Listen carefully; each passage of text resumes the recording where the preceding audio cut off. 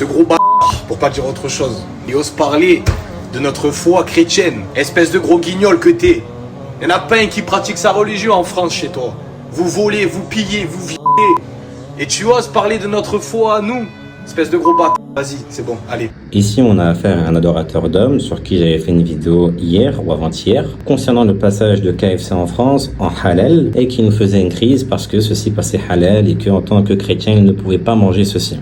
Cet adorateur d'hommes est passé par la suite sur CNews pour dire encore plus de bêtises vis-à-vis de sa propre croyance qui a été démentie par des gens faisant partie de son dogme qui lui ont déjà répondu. Mais ici, il nous fait une tempête émotionnelle à nous concernant ma vidéo et donc les propos qu'il tient ici me concernent moi. En vérité, on s'en fiche. Mais pourquoi est-ce que c'est important de parler de ce genre de choses-là? C'est pour vous montrer à quel point c'est un bienfait pour vous d'être musulman. Alhamdulillah, nous avons une religion qui a été très simplifiée pour nous. Allah subhanahu wa ta'ala, de par notre fitra, il nous fait comprendre facilement ce qu'est at-tawhid, la croyance, notre dogme, notre credo. Bien évidemment qu'il y a des choses qui font partie de l'ghaib, sur lesquelles on ne pose pas la question kaif, comment, que ce soit asma ou sifat, les noms et attributs d'Allah subhanahu wa ta'ala, la vie après la mort, dans la tombe, le jour du jugement et les étapes. Mais eux, c'est qui?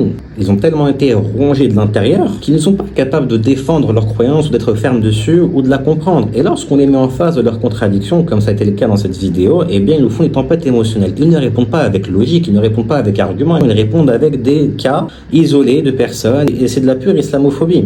Là, on peut se renvoyer la balle, les 300 000 cas recensés d'enfants qui ont été vus par des prêtres dans vos églises, ça c'est des vrais chiffres au cas où. Et on parle de cas recensés. On peut facilement faire x3 x4. Mais ça n'a aucun intérêt. En fait, ce que je veux vous montrer ici, c'est qu'il est important pour nous de voir qui sont ces personnages publics qui parlent de nos normes, qui sont contre, qui veulent nous faire croire qu'en tant que fiers cavaliers des croisades, puisque c'est vraiment ça dans leur tête, ils défendent quoi que ce soit faisant partie de leur dogme, alors que c'est juste se ridiculiser davantage devant tout le monde de par leur propre ignorance, et de voir qu'en réalité, ce n'est pas leur religion qu'ils veulent défendre. C'est la haine de l'islam qu'ils ont en commun.